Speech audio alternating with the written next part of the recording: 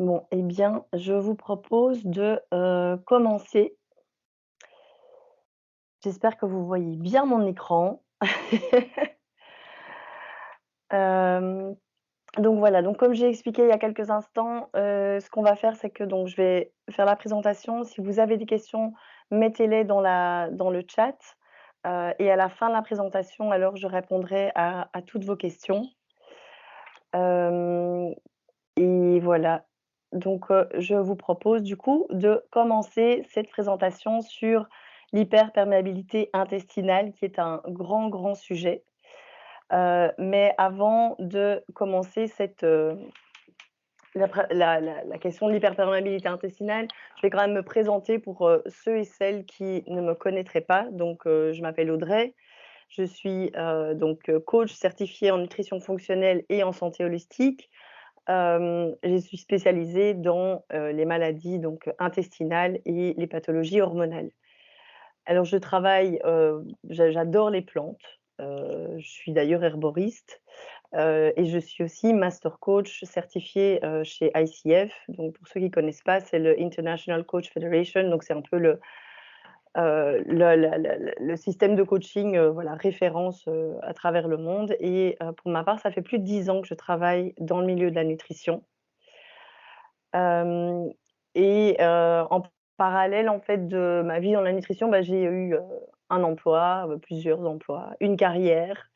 J'ai eu une carrière jusqu'au jour où je suis partie aux États-Unis et que, bah, ça s'est pas très bien passé pour moi et qu'en fait, bah, je suis revenue, j'ai fait un burn-out, et je suis tombée après coup, dans ce qu'on appelle l'errance médicale.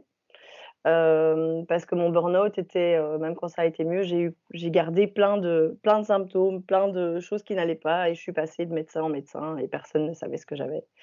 Et en fait, c'est la nutrition fonctionnelle qui m'a aidée, à m'en sortir. Et pourquoi? Ben, tout simplement parce qu'en fait, en nutrition fonctionnelle, on s'intéresse aux causes les plus profondes de notre malaise, de nos maux, de nos symptômes.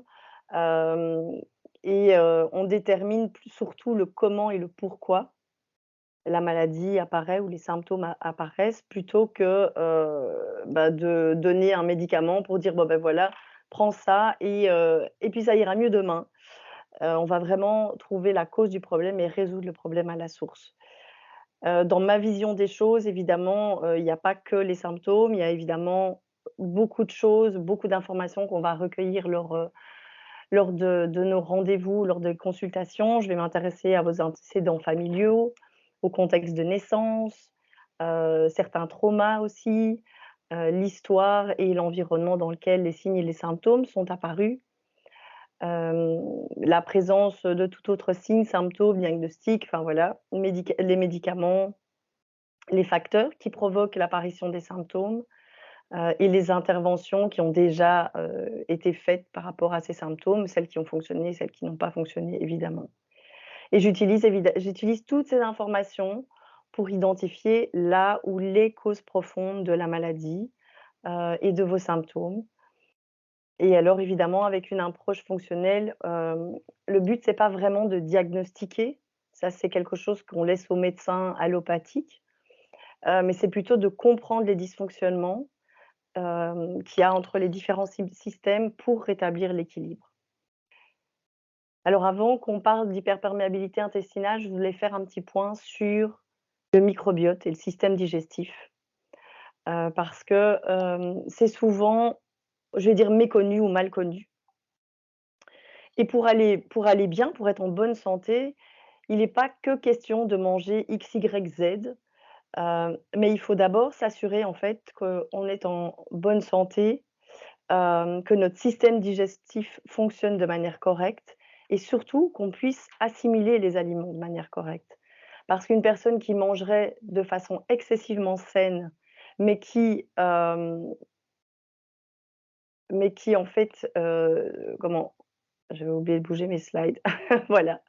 Donc une personne qui mangeait de façon excessivement saine, mais qui n'arriverait pas à assimiler les aliments, en fait, au final, bah, ça ne servira pas à grand chose parce que le problème ou les pathologies seraient toujours là.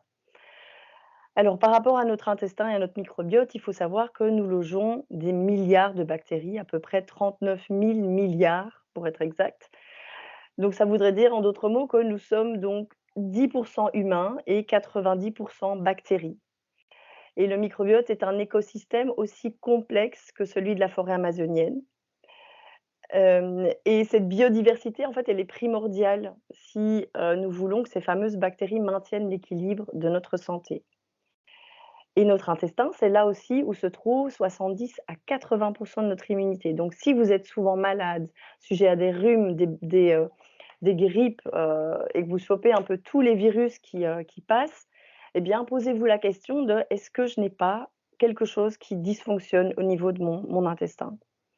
C'est aussi dans l'intestin que sont créés donc nos neurotransmetteurs et d'ailleurs, 80 à 90 de la sérotonine, et 50 de la dopamine est créée dans l'intestin. Il faut savoir que l'intestin produit plus de 30 neurotransmetteurs, donc si vous êtes déprimé, dépressif, que vous avez envie de rien, que vous n'êtes pas motivé, encore une fois, allez jeter un coup d'œil à ce qui se passe là en bas. Alors il y a quelque chose qu'on entend beaucoup ces dernières années, c'est l'intestin est notre deuxième cerveau. Mais qu'est-ce que ça veut dire? Eh bien, ça veut dire qu'en fait, en premier, il est le seul organe à posséder son propre système nerveux indépendant, c'est-à-dire un réseau complexe de 100 millions de neurones qui sont intégrés dans la paroi intestinale. On explique aussi ce deuxième cerveau par le lien qui les relie par le nerf vague. Et donc le nerf vague, en fait, c'est le nerf le plus long de notre corps et il permet au cerveau, hem et aux intestins, en fait, de communiquer entre eux. Ils communiquent toute la journée, à vrai dire. Je vais bouger de slide. Voilà, et les microbes de notre microbiote sont capables de communiquer avec notre cerveau en utilisant notre système immunitaire, en relâchant des neurotransmetteurs, des hormones et même certaines molécules. Ça signifie aussi que donc l'intestin est un organe excessivement important pour le corps, mais pour notre santé et notre survie. Si pas le plus important de mon point de vue, même si ça fait peut-être un peu bizarre, mais le microbiote, l'intestin, c'est, c'est notre premier cerveau en fait, clairement. Hem, donc sans lui, notre corps en fait ne pourrait pas survivre. L'intestin est l'endroit où quasi tout se transforme en particules absorbables par le corps humain et où ces dernières sont assimilées dans le sang. Du coup, il faut en prendre bien soin, et parce que bien, c'est le berceau de notre santé et berceau, encore une fois, pourquoi? Parce que si on devait définir, la santé chez l'humain, on pourrait dire qu'il y a 5 axes. Il y a l'immunité, le métabolisme, le système hormonal, donc la cognition et l'expression génétique et ces 5 points couvrent tous les éléments dont nous avons besoin pour survivre comme humains. Mais ce qui est assez incroyable, c'est qu'en fait, l'intestin et le microbiote sont interconnectés à ces 5 axes. Donc en fait, c'est le berceau de votre santé, c'est la racine. Et si cette racine n'est pas solide et est en dysbiose ou est en souffrance, eh bien, il va y avoir un impact sur tous ces autres systèmes ou ces autres axes. Donc on ne peut pas isoler, l'immunité, d'un microbiote sain. Donc s'il y a une dysbiose, dans le microbiote, la dysbiose, c'est quand, il y a un déséquilibre au niveau du microbiote. Donc dans le microbiote, je vous expliquais qu'il y avait des bactéries, elles sont très nombreuses et elles vivent ensemble et elles vivent ensemble de manière harmonieuse, même s'il y en a qui sont meilleures que d'autres et cetera, peu importe, elles vivent là, elles sont contentes. Mais quand on a une dysbiose, donc on a certaines bactéries qui se sont développées de manière pathologique, eh bien, ça va avoir un impact sur notre santé. Ça va avoir un impact sur notre humeur, ça peut avoir un impact sur notre santé hormonale et donc quand on affaiblit son immunité, on affaiblit son microbiote et vice versa. Donc c'est ce que je vous disais tout à l'heure, la capacité à réagir par rapport à un virus, eh bien, elle est directement liée à la qualité de notre diversité, dans le microbiote. Alors je vous parlais de dysbiose, pourquoi, est-ce que ce genre de choses arrive? Eh bien, si on regarde tout simplement, les besoins primaires de l'humain, bah, il y en a plusieurs, mais je dirais qu'il y en a quand même 2 qui sont importants, c'est se nourrir, manger et boire. Si on ne se nourrit pas et si on ne mange pas, si on ne boit pas, pardon, eh bien, à un moment donné, on meurt. Donc tous les jours, quand on met de la nourriture dans notre corps, dans notre bouche, on espère aussi que, vu la qualité de la nourriture aujourd'hui, que, ben, notre corps va faire le tri entre ce qui est bénéfique et ce qui ne l'est pas. Généralement, notre corps est assez doué, à ce petit jeu. Malheureusement, depuis la révolution industrielle, donc dans les années 50 et le développement de l'agroalimentaire, avec la fameuse, junk food, eh bien, les règles du jeu ont un petit peu changé. Hem, il y a avec les produits, les additifs, les pesticides, ben, on est aussi de plus en plus confronté aux toxines, aux perturbateurs endocriniens, la pollution, toutes les choses en fait que l'intestin ne sait pas digérer et et qu'en fait l'intestin ne devrait pas digérer et ce qui se passe, c'est que tous ces additifs et toutes ces choses qu'on lui donne, ben, à un moment donné, ça le rend fou. Donc ça veut dire quoi le rendre fou? Ben ça veut dire qu'on va développer des intolérances, des allergies alimentaires, candidose, dysbiose, maladies auto-immunes et évidemment la perméabilité intestinale. Et donc, il y a toutes sortes de symptômes qui sont a priori qui peuvent apparaître et certains ne sont a priori pas directement liés à l'intestin, comme, ben, un état dépressif, des sautes d'humeur, des troubles hormonaux, de l'eczéma, de la rosacée, mais il y en a encore beaucoup d'autres, on en verra plus tard. Il existe aussi tout un grand nombre d'autres facteurs qui sont impliqués, dans ce phénomène, comme, ben, je parlais des traumas tout à l'heure, mais effectivement, il y a le stress, le burn-out, les traumatismes, les virus, les opérations chirurgicales, et même, les grossesses et les accouchements, voire aussi et bien sûr aussi les antibiotiques. Alors avant qu'on plonge, dans la perméabilité ou l'hyperperméabilité intestinale, je voulais quand même faire une petite note. C'est que, je suis nutrithérapeute ou je fais de la nutrition fonctionnelle, je suis donc pas médecin. Les informations que je vous donne ne remplacent pas les conseils d'un médecin et je vous recommande vivement, de collaborer toujours avec votre médecin dans la mesure du possible évidemment, afin d'élaborer le meilleur, plan possible pour vous. Voilà. Je me dois de faire ce genre de mise au point parce que c'est très important. Hem, alors qu'est-ce que l'intestin perméable? L'intestin perméable ou donc appelé ce que l'on appelle l'hyperperméabilité intestinale, c'est un état d'intestin donc qui sont excessivement perméables et donc poreux. Ça signifie que notre paroi intestinale est devenue poreuse avec des trous, plus nombreux et plus grands. Alors ça crée un environnement qui est complètement chaotique pour le corps, car les toxines et les grosses molécules alimentaires, donc qui sont non digérées, les bactéries, certains champignons et cetera, peuvent passer dans le flux sanguin à travers cette paroi intestinale qui est donc hyper perméable. Le système immunitaire de l'organisme va alors se mettre en mode combat. Pourquoi? Parce qu'en fait, ce qui passe par la paroi intestinale à ce moment-là n'est pas censé passer.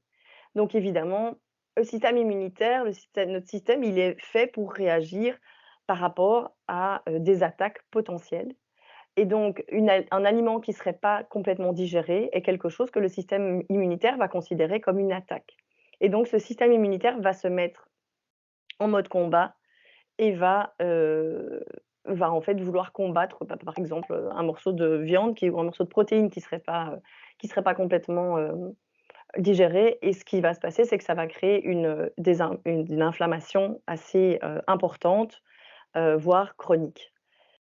Alors quels sont les symptômes courants, de, cette perméabilité intestinale? Eh bien évidemment, les troubles digestifs sont le signe d'un déséquilibre, du microbiote intestinal, mais lorsque notre, tractus gastro-intestinal est compromis, on peut souffrir de beaucoup d'autres choses. Donc il y a évidemment les problèmes digestifs, tels que les gaz, les ballonnements, la diarrhée, la constipation.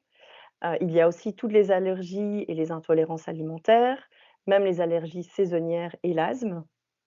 Vous allez avoir aussi, tous les diagnostics qui sont liés aux maladies auto-immunes, hein. On pense à la maladie cœliaque, la maladie d'Hashimoto, donc qui est cette maladie de la thyroïde, le lupus, le psoriasis, l'arthrite rhumatoïde. On a aussi le brouillard cérébral, des difficultés de concentration, troubles déficitaires de l'attention, le SOPK, des problèmes de thyroïde, plus globaux, des déséquilibres de l'humeur tels que l'anxiété et la dépression et même donc des problèmes de peau comme l'acné, l'eczéma ou encore la rosacée.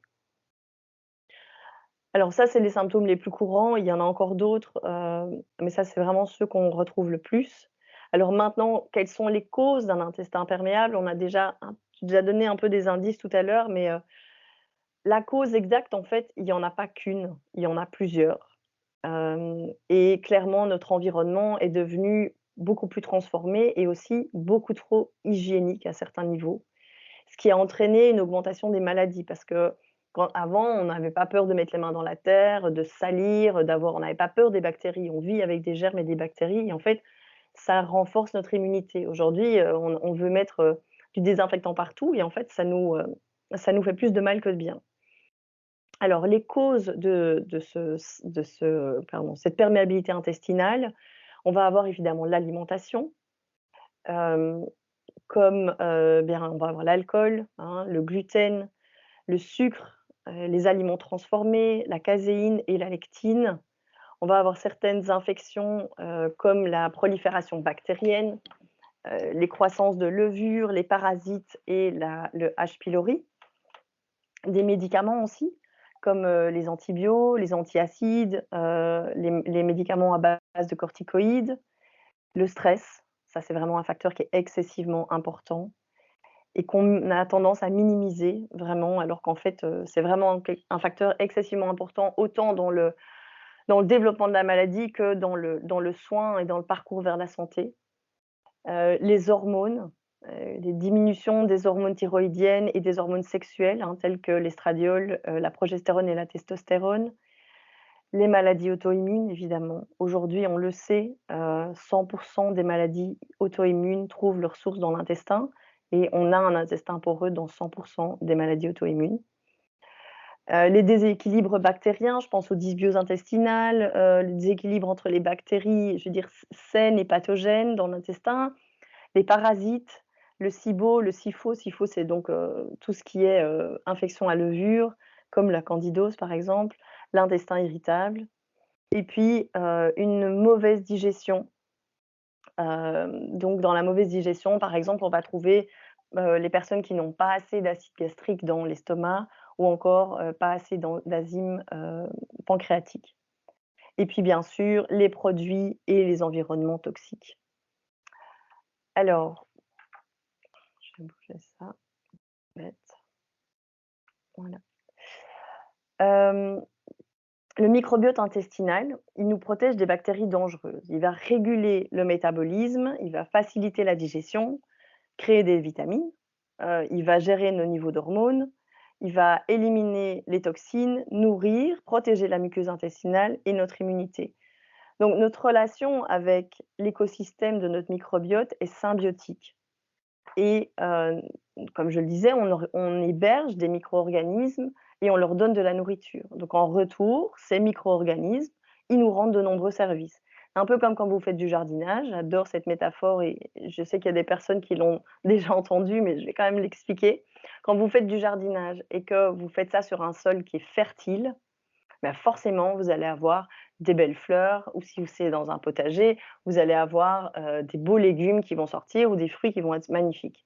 Si on essaye de planter des choses, sur un sol qui est pas fertile, qui est abîmé, qui est déséquilibré, bah, forcément ça va rien donner du tout. Donc nos microbes intestinaux, ils contribuent à une chose qui est excessivement importante. Si vous devez retenir une chose ce soir, c'est ça. Ils contribuent à la production d'acides gras à chaîne courte.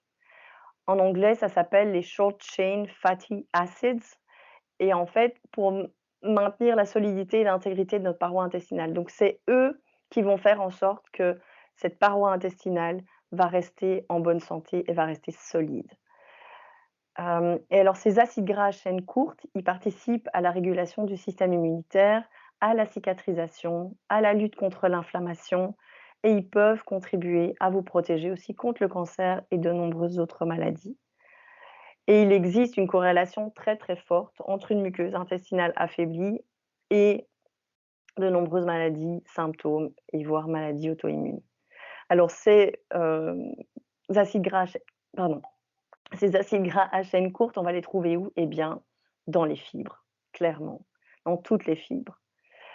Et les fibres, c'est les légumes, les fruits, et évidemment, tous les aliments complets, hein, les céréales complètes. Alors pourquoi est-ce qu'il faut s'inquiéter d'un intestin perméable? J'en ai déjà un petit peu parlé, mais il est clair que lorsque la barrière épithéliale est compromise et que des composés donc indésirables pénètrent dans votre organisme, le système immunitaire inné va se déclencher et il va y avoir une inflammation généralisée. Un intestin perméable est à l'origine donc de l'inflammation systémique, donc ça veut dire que l'inflammation de nos systèmes et ça peut jouer un rôle dans les causes, bien sûr, des maladies auto-immunes. Par contre, je tiens quand même à vous rassurer, parce que j'ai déjà parlé plusieurs fois de maladies auto-immunes, c'est pas parce que vous avez un intestin perméable que vous avez une maladie auto-immune, pas du tout, loin de là. Et avoir un intestin perméable aussi, ce n'est pas un diagnostic, ça c'est très important. C'est pas un diagnostic, c'est pas une maladie, c'est un symptôme d'un problème qui est beaucoup plus profond. Donc ça, c'est vraiment très important à retenir et à comprendre. Alors notre système, pourquoi s'inquiéter donc cet intestin perméable? La première raison, c'est le système immunitaire. Parce qu'un système immunitaire qui est même sain, il reste toujours vigilant, hein, mais par contre, dans le chaos d'une perméabilité intestinale accrue, eh bien, ce gardien est submergé par des toxines, de la nourriture, du stress, des médicaments, des mauvaises bactéries et tout ça, en fait, ça va nous rendre malades et lorsque ces substances inamicales et donc indésirables pénètrent, dans la circulation sanguine, eh bien, l'organisme réagit à ces intrus, comme j'ai expliqué tout à l'heure, et en provoquant, en fait, une inflammation systémique dans tout le corps. Donc il existe, en fait, une interaction bidirectionnelle entre notre microbiote intestinal et notre système immunitaire. Donc vous pouvez tomber malade plus fréquemment, par exemple, parce qu'on le sait, 70 à 80 du système immunitaire qui nous protège des maladies se trouve dans l'intestin et la santé intestinale, évidemment, comme je l'ai expliqué, est très étroitement liée à notre santé globale générale. Alors pourquoi s'en inquiéter aussi, de cette perméabilité intestinale? Eh bien, par rapport à la dysbiose. Toute perturbation de la dynamique structurelle de la communauté microbienne, pardon, et toutes les fonctions de ce tractus intestinal peut empêcher l'apparition de l'état d'étanchéité de l'intestin et en fin de compte, l'apparition de la porosité intestinale. Donc une brèche dans la barrière épithéliale par des entités étrangères, ça va déclencher une série d'événements, qui retournent le système immunitaire contre, bah, nous-mêmes, en fait.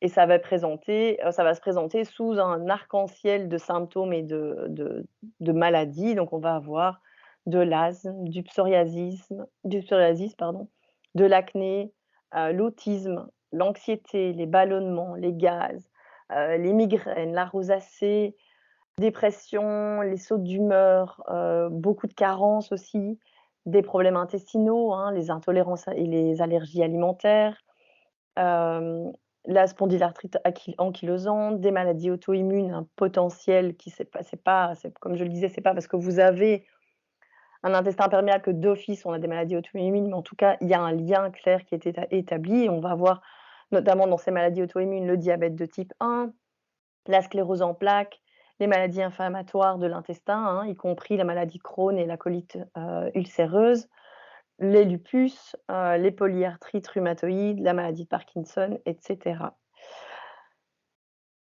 Il est bien sûr toujours important de savoir qu'une maladie est multifactorielle, donc il n'y a pas qu'une seule ou qu'un seul déclencheur. Néanmoins, on sait que, l'intestin joue un rôle très important. Alors j'ai, pris le parti de, faire un petit focus sur ces 5 aliments, enfin 5 aliments qui sont notés ici, donc le sucre, les aliments transformés, le gluten et les produits laitiers et l'alcool. Pourquoi? Parce que, on nous rabâche beaucoup les oreilles avec, «Mangez pas trop sucré, mangez pas trop gras, il faut pas consommer trop d'alcool, attention aux aliments transformés» et cetera. Mais souvent on nous explique pas on nous explique pas bien pourquoi et donc j'avais envie de vous expliquer un petit peu plus, les tenants et les aboutissants de tout ça pour que, ça fasse son petit chemin chez vous et que peut-être, vous disiez, que, il y a des choses qui sont peut-être pas aussi bonnes qu'on pourrait le penser. Alors, un régime alimentaire déséquilibré et trop riche en sucre, en gras, aliments transformés, pesticides et additifs, bon, ça parle à tout le monde, on sait bien que c'est pas très bon, clairement. Et le régime, alimentaire occidental est généralement pro-inflammatoire, donc ça veut dire qu'il va créer de l'inflammation. Il est souvent très riche, en graisses saturées, en frites, en snacks, en margarine, en junk food, en boissons sucrées, des sucres simples aussi, souvent riches en sel, en aliments transformés, voire, dans aussi des condiments qui sont, on va dire un petit peu trop élaborés et plus très naturels. Et on peut aussi inclure dans tout ça le tabagisme, l'alcool et un mode de vie, qui est souvent sédentaire. Alors de nombreux aliments transformés contiennent, plusieurs additifs chimiques, hein, les arômes artificiels, les colorants, les conservateurs, les émulsifiants, les antibiotiques, les métaux lourds, les pesticides et les herbicides qui ont, des effets excessivement néfastes sur le microbiote intestinal. Alors le premier élément, je voulais voir avec vous, c'est le sucre, hein. Moi, tout comme vous, j'aime bien avoir quelque chose de sucré de temps en temps. J'adore mon petit carré de chocolat noir mais c'est logique en fait parce que le goût sucré, c'est un élément important de l'alimentation humaine et c'est d'ailleurs, un élément qui existe depuis le paléolithique et cette envie de sucré a poussé nos ancêtres à partir à la recherche d'aliments tels que, par exemple, les légumes racines, les baies, et même les céréales, qui ont, malgré tout, un goût assez sucré une fois que, bon, le palais s'y est adapté et qui, pour eux, ces hommes du paléolithique, constituaient une source d'énergie importante et la gourmandise de nos ancêtres était satisfaite par ces simples sources naturelles de sucre. Mais il n'y avait pas d'épicerie remplie de céréales sucrées, de bonbons et d'autres, produits à base de sucre. Et le régime alimentaire était donc composé d'aliments à haute teneur énergétique et il n'avait pas en fait ce qu'on appelle les calories vides, donc ces sucres, voilà qui ne servent à rien.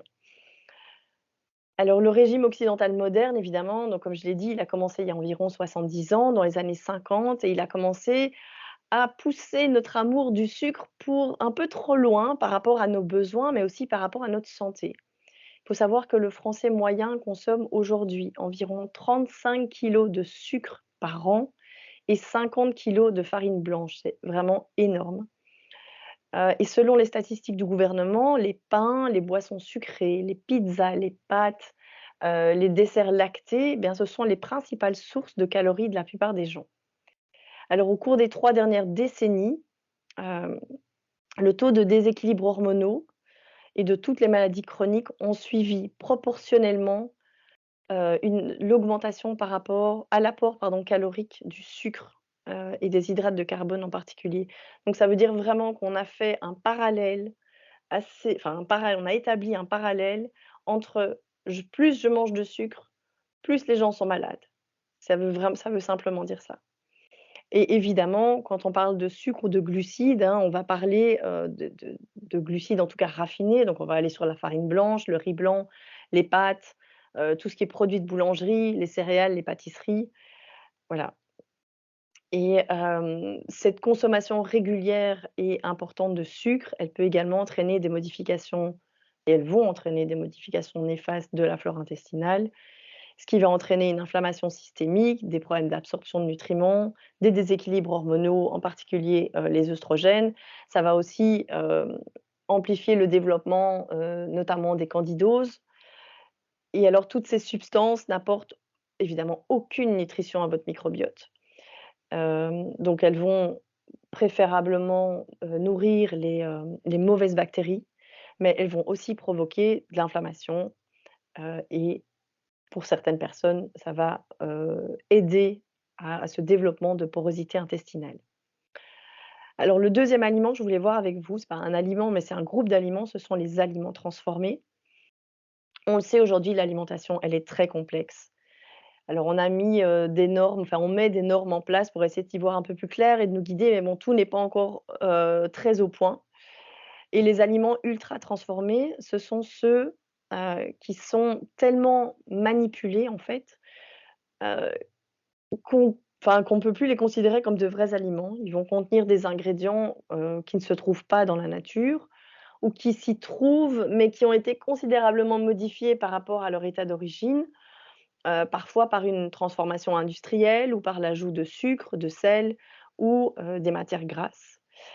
Mais les aliments transformés courants ne sont peut-être pas en fait si évidents à identifier, hein. La plupart, des pâtisseries, la pâte à pizza, les repas tout prêts, genre les lasagnes qu'on met au four, ou les repas, je sais pas, les repas, Weight Watchers ou Marie, qu'on trouve au rayon soit au rayon surgelé ou au rayon frais. Certaines céréales aussi, la charcuterie, ce sont des formes d'aliments transformés. Alors moi, ce que je prône toujours, c'est une alimentation la plus brute possible, c'est-à-dire, bah, des aliments, où il y a 1 à 3 ingrédients. Donc évidemment, quand vous prenez une tomate, bah, il y a un ingrédient. Quand vous prenez, du pain, bah, il y a, 3 ingrédients, hein. Il y a un peu de sel, il y a de la farine, non, il y en a 4, il y a de la farine, de l'eau et de la levure. Mais voilà, c'est vraiment rester le plus proche possible de la nature et de ce qu'on trouve dans la nature. Et quand vous achetez des aliments qui se sont transformés, donc emballés, ces ingrédients, eh bien, quand vous les lisez, il faut que vous puissiez comprendre ce qu'il y a sur l'étiquette. S'il y a des aliments ou des choses que vous ne comprenez pas sur l'étiquette, ne l'achetez pas. Et évidemment, ces aliments ultra transformés ou transformés, ils sont à l'origine de problèmes de santé, hein.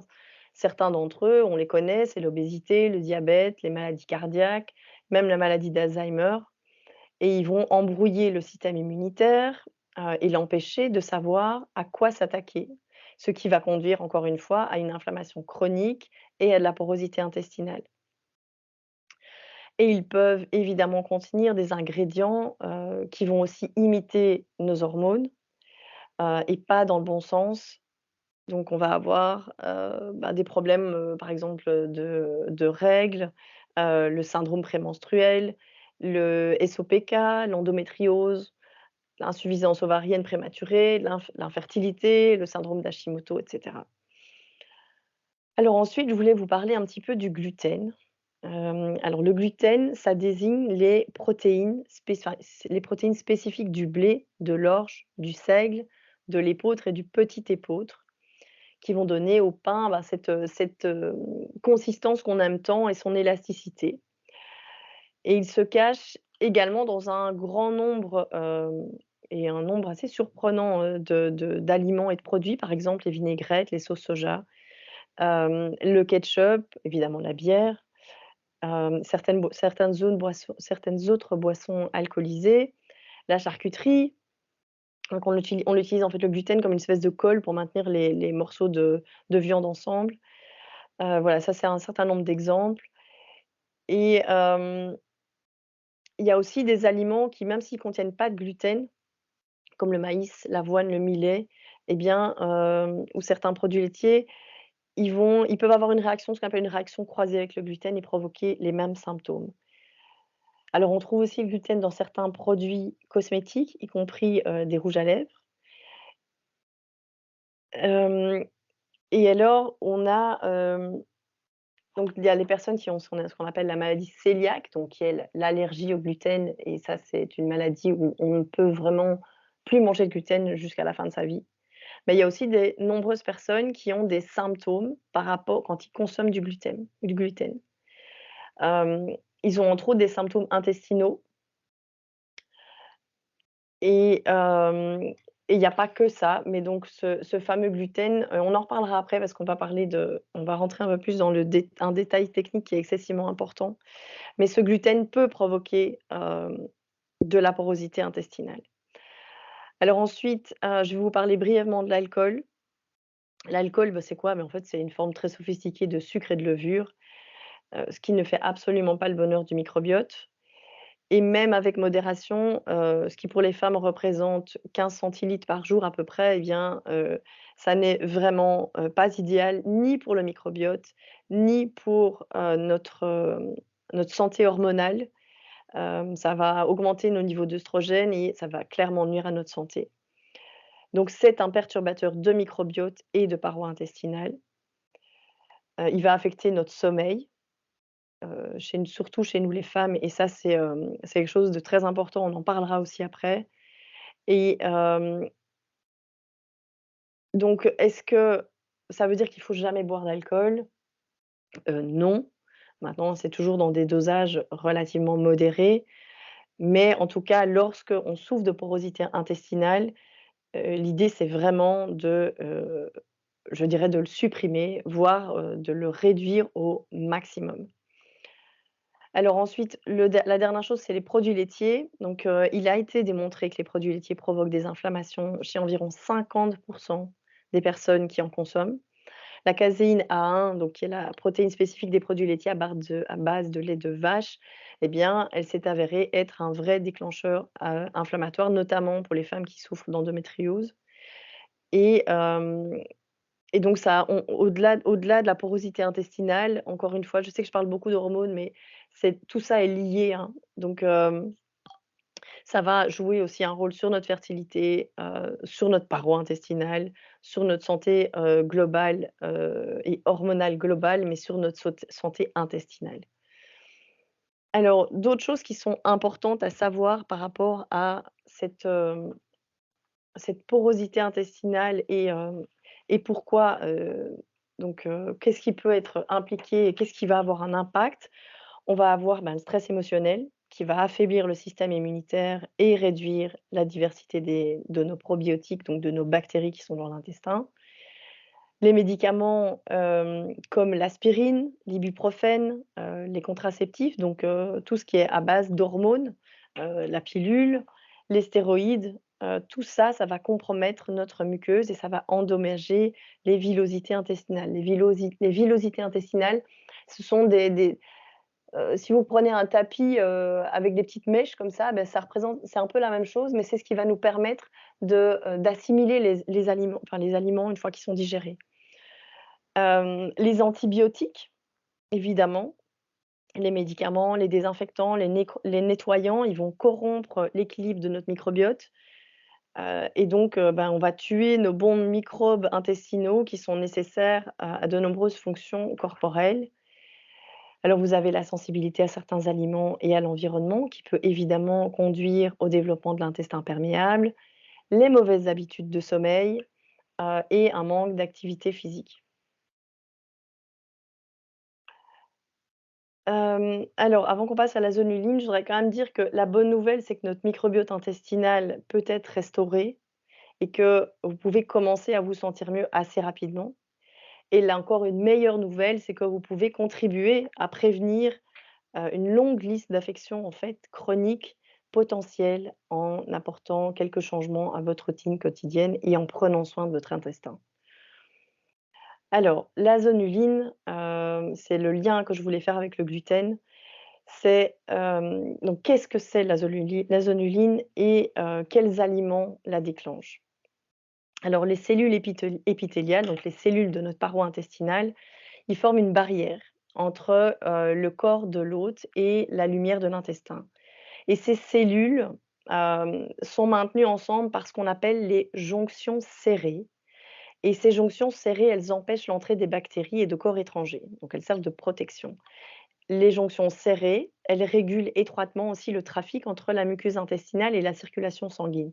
Donc quand il y a des choses qui peuvent passer dans le flux sanguin, la zonuline va être sécrétée suffisamment pour s'ouvrir un tout petit peu et laisser passer ce qui doit passer dans la circulation sanguine pour nous nourrir. Et donc cette zonuline, c'est une protéine qui signale donc aux jonctions serrées de s'ouvrir et de se fermer, voilà. Et on parle d'intestin perméable lorsque il y a une augmentation de la perméabilité intestinale et que ça entraîne des fuites de bactéries, des métabolites, digestifs toxiques, des toxines, des bactéries, des petites molécules, enfin des petites molécules non digérées dans la circulation sanguine et les déclencheurs les plus puissants en fait de cette libération de zonuline sont, eh bien, une petite exposition à de grandes quantités de bactéries et la gliadine. Et la gliadine, c'est quoi? C'est la principale protéine, de base, la protéine principale du blé. Donc historiquement, cette réponse à la zonuline était un élément essentiel du mécanisme de défense de notre corps et elle permettait d'éliminer les mauvaises bactéries que nous rencontrions. Mais lorsque l'intestin grêle est exposé à une infection, il sécrète de la zonuline en réponse, ouvrant la porte en fait à la déjonction serrée et en expulsant l'infection afin d'éliminer les mauvaises bactéries que nous, pouvons rencontrer. Alors l'activation de la zonuline, c'est dur à dire, peut représenter un mécanisme de défense donc qui évacue les micro-organismes, contribuant et bien sûr à la réponse immunitaire, notre réponse immunitaire en fait contre les changements de l'écosystème du microbiote et en particulier la colonisation bactérienne de l'intestin grêle et les changements de sa composition. Je pense évidemment, aux dysbioses, hein. Malheureusement, aujourd'hui, on est confronté à de nombreux déclencheurs de zonuline. Donc il y a la gliadine, on l'a dit, mais il n'y a pas que ça, qui laisse potentiellement nos jonctions serrées ouvertes, ce qui pousse notre système immunitaire à s'emballer et à développer des symptômes, et des maladies. La dysbiose intestinale, elle provoque une production inappropriée, elle augmente la production de zonuline, ce qui va entraîner cette perte de perméabilité, de la barrière intestinale. Alors, comment se soigner? Comme, vous l'aurez compris, je vais boire un petit peu d'eau. Mmh. L'intestin imperméable n'est pas, je le redis, je l'ai déjà dit, mais c'est important, c'est pas un diagnostic médical, mais c'est bien donc c'est pas une maladie, mais c'est bien une cause sous-jacente, c'est un symptôme qui est lié à de nombreuses affections. Évidemment, comme il est lié à de nombreuses affections, on va avoir, les symptômes qui sont liés à la perméabilité intestinale, mais on va avoir aussi les symptômes qui sont liés aux autres, enfin à la cause de cette perméabilité intestinale. Donc ça peut faire beaucoup d'éléments et beaucoup de symptômes. Alors des études ont montré, quel type d'habitudes environnementales et modes de vie peuvent entraîner un affaiblissement de la muqueuse intestinale, mais il est utile d'identifier en fait sa propre cause profonde, parce que la vôtre ne sera pas celle de votre voisin et ça vous aidera à identifier les changements personnels que vous avez besoin de faire, parce qu'encore une fois, c'est pas parce que vous avez besoin de travailler sur votre gestion du stress que votre voisin a besoin de travailler sur sa gestion du stress. C'est évidemment juste un exemple. Et du coup, tout ça est excessivement personnalisé et personnel. Donc ce sont des interventions, spécifiques dont vous avez besoin. Évidemment, le traitement recommandé est axé sur l'affection ou donc la cause sous-jacente de cette fuite intestinale, de cette porosité intestinale, donc la cause profonde. Donc évidemment, on doit adapter chaque traitement à qui enfin, X a telle pathologie, d'accord, et donc il a de la porosité intestinale, donc il y a un certain nombre de choses à faire pour solutionner, ce problème. Alors, qu'est-ce qu'on va faire en premier? Comment est-ce qu'on va mettre en place, le protocole? Comment est-ce qu'on va se soigner? On va d'abord évidemment résoudre la dysbiose ou le problème intestinal. On va réduire l'inflammation, optimiser la digestion, réduire les niveaux de stress et bien sûr réparer cette paroi intestinale. Quels aliments, hem, éviter en cas de perméabilité intestinale? Alors, je tiens quand même à expliquer une chose, c'est que la porosité ou l'hyperperméabilité intestinale, ça ne se soigne pas en prenant une pilule magique ou en prenant des médicaments. Parce qu'en fait, il y a rien qui puisse soigner l'intestin à part, eh bien, l'alimentation, certains compléments alimentaires et des changements de mode de vie. Il n'y a pas Vous pouvez pas aller chez votre médecin demain, lui dire: «J'ai de la porosité ou de la perméabilité intestinale, est-ce que tu vous pouvez me donner un médicament pour ça?» Ça n'existe pas. sont vraiment des choses qu'on doit faire et c'est un travail de fond et c'est un travail qui est en fonction d voilà, de l'état et de la gravité qui peut être relativement long. Hem, donc d'abord, adopter une alimentation qui est plus propre, comme je vous disais, cette fameuse règle des 1 à 3 aliments, donc une alimentation qui est brute, qui est nourrissante pour réduire l'inflammation et favoriser la guérison. Une alimentation, plus restreinte au début car on va éliminer évidemment tous les agents potentiellement nocifs, et on va laisser la guérison s'opérer avant de réintroduire certains aliments parce que tous les aliments qu'on va éliminer ne sont pas forcément mauvais, pour la santé j'entends. Évidemment un peu d'exercice physique, quotidien, c'est essentiel pour une santé optimale et c'est encouragé. Et bien sûr, encore une fois, comme je l'ai déjà dit, ce sont des conseils généraux et ça doit être adapté à chacun en fonction de vos symptômes et potentiellement des autres pathologies et de la ou de vos causes profondes de cette perméabilité intestinale. Alors les aliments à éviter en cas d'intestin perméable, ça va être, ben, le sucre, on en a parlé, les sucres ajoutés, les glucides raffinés, les édulcorants artificiels, l'alcool, certaines huiles végétales qui sont raffinées, je pense au colza, au maïs, à l'huile d'arachide, tournesol, à l'huile de soja aussi.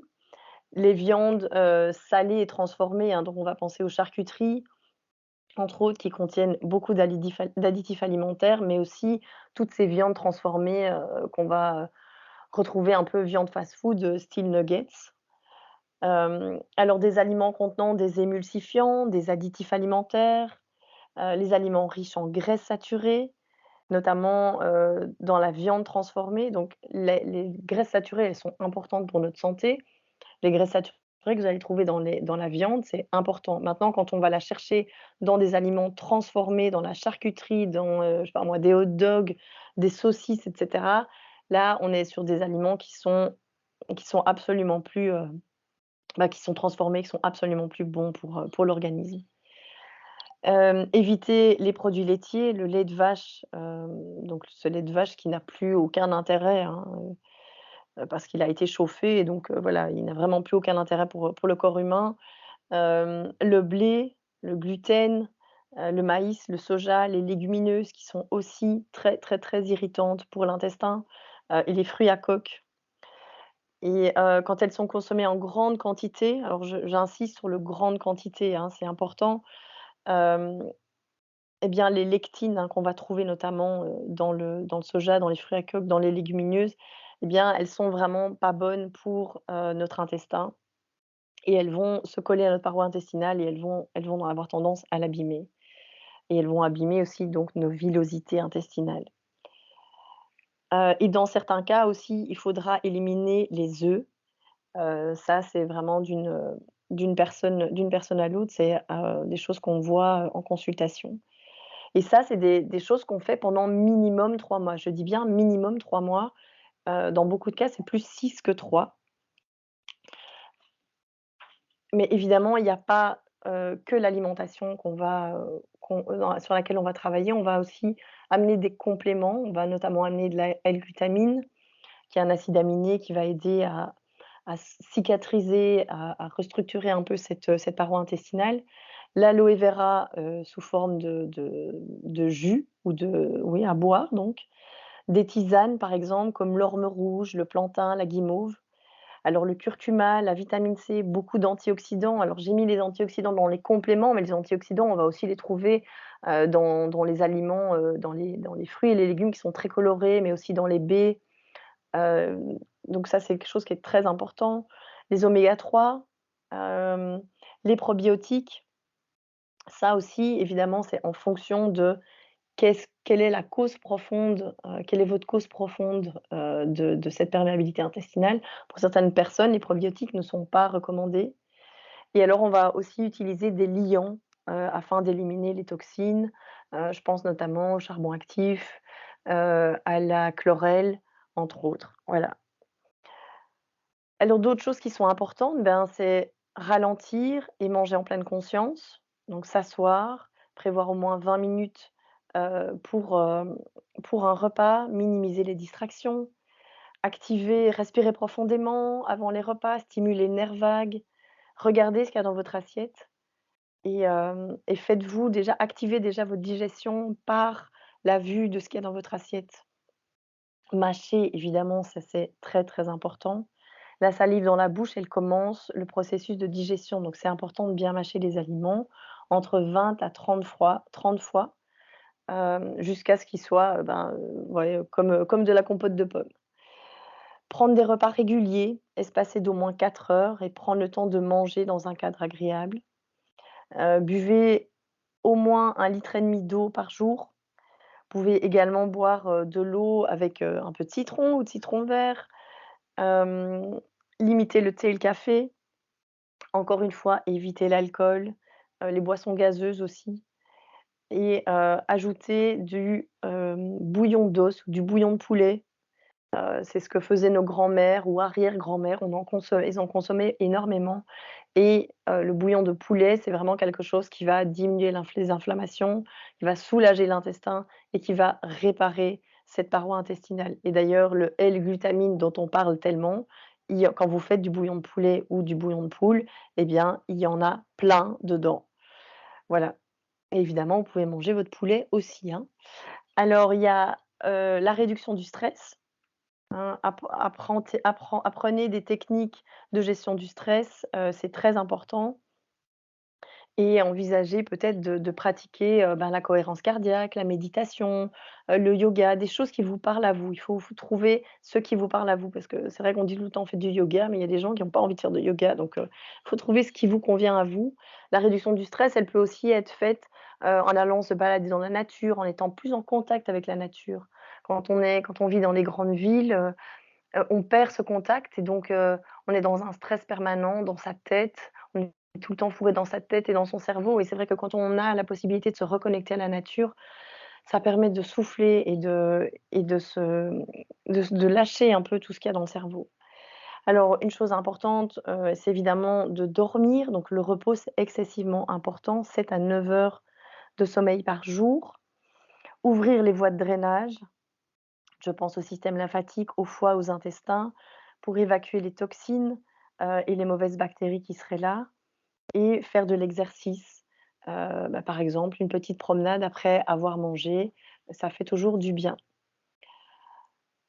Alors quelques petites choses à prendre en compte comme, quand, vous êtes ballonné eh bien, ou que vous avez des symptômes, c'est: «Est-ce que j'ai mangé trop vite?»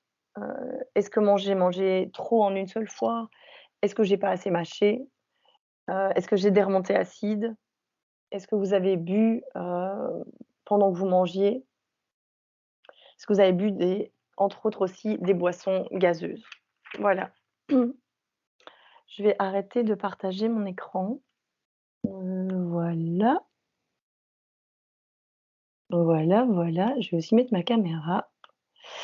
Comme ça, je vous vois. Hem, Est-ce qu'il y avait des questions? Je vais aller voir là.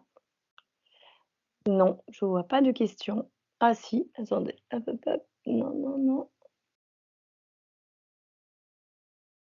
Alors je vois pas de questions. Si vous en avez, n'hésitez pas à les écrire dans le chat.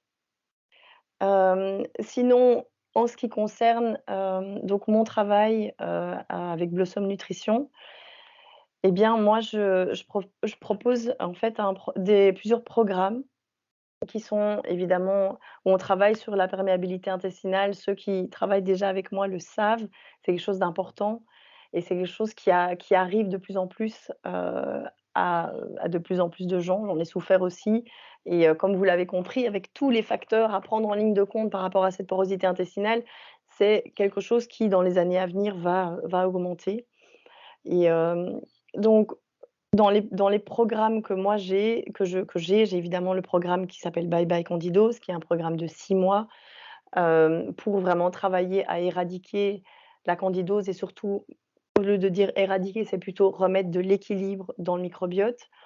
Évidemment, quand on a une candidose, souvent elle s'accompagne d'une autre dysbiose, que ce soit une dysbiose de putréfaction ou, une dysbiose de fermentation, voire un syndrome de l'intestin irritable et ça, ce sont des choses qu'on travaille dans ce programme, de, 6 mois Bye Bye Candidose.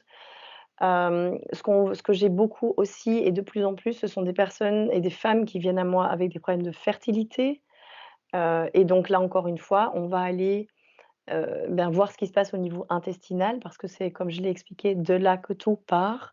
C'est vraiment la source et la base de tout et ensuite, on va aller, par l'alimentation, par des compléments alimentaires très ciblés, remettre de l'ordre et faire en sorte que, la fertilité revienne et que les personnes qui sont désireuses, enfin les femmes en tout cas, qui sont désireuses d'avoir des enfants, puissent en avoir.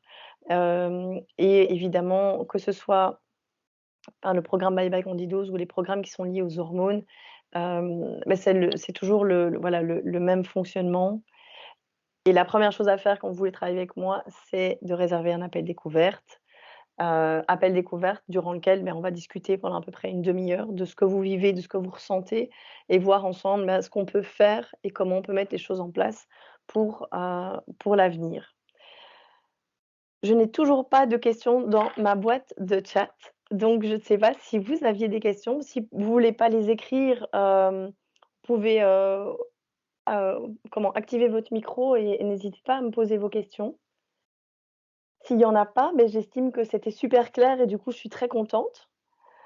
Hem, je vous laisse encore 1 ou 2 minutes. Si vous avez des questions, allez-y et si pas, alors on clôturera la présentation de la masterclass d'aujourd'hui.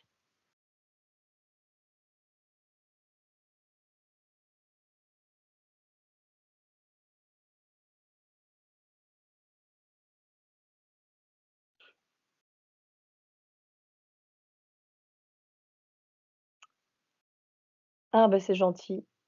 C'était super clair, merci beaucoup. Tout est clair, c'est super. Merci beaucoup. Je suis contente que tout était clair, que tout soit clair.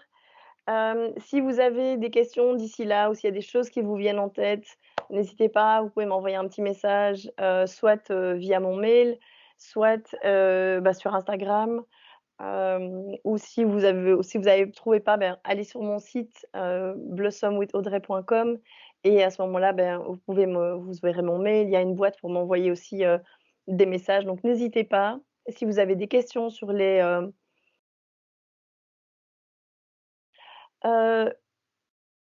alors il y a effectivement le bilan sanguin, pour repérer une perméabilité intestinale, effectivement il existe, alors c'est pas un bilan sanguin, ce sont des tests fonctionnels qu'on fait, mais c'est effectivement une prise de sang.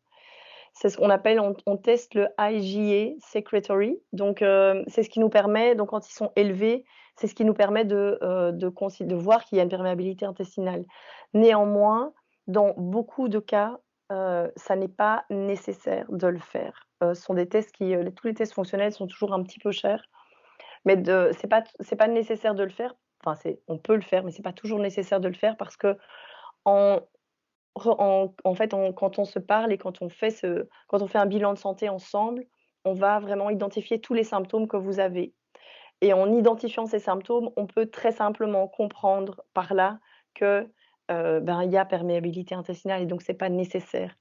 Je comprends tout à fait que ça puisse être déstabilisant que je dise ça, parce qu'on a l'habitude quand on va chez le médecin, chez les médecins allopathiques, chez les médecins classiques, vous avez des symptômes, on vous fait une prise de sang, on vous fait un test d'urine et c'est un peu le parcours normal. En médecine fonctionnelle et en nutrition fonctionnelle, c'est ce que j'expliquais au début, on va plutôt essayer de prendre tous les symptômes et de comprendre ce qui se passe dans sa globalité, de comprendre quels systèmes sont affectés.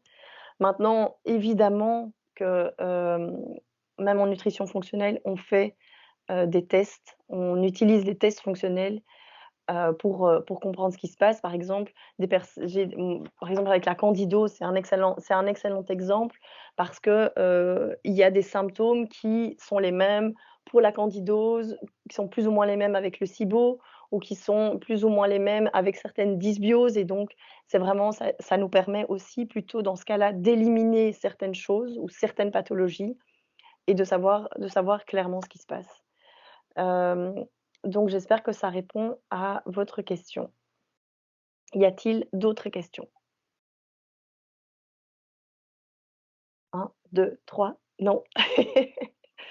Bon, donc si vous avez, des besoins, s'il y a des choses qui ne se passent pas bien au niveau digestif, au niveau hormonal, au niveau de vos humeurs en général, au niveau de votre immunité, et bien n'hésitez pas, comme je vous le disais, à réserver un appel découverte. C'est par là qu'on commence et c'est, vraiment pardon, le bon moyen pour commencer et pour travailler ensemble et voilà. Et bien, je vous propose du coup, vu qu'il y a plus de questions, bah, de vous laisser retourner à votre soirée, de profiter de votre soirée.